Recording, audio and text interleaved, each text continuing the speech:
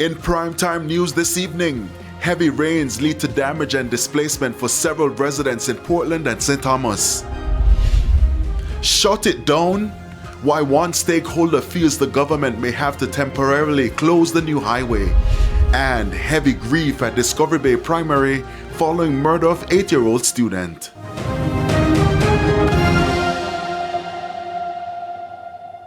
Welcome to Primetime News on air and online at onespotmedia.com. I'm Archibald Gordon. And I'm Janella Precious with a preview of what's to come in business news. Here's Javon Keys.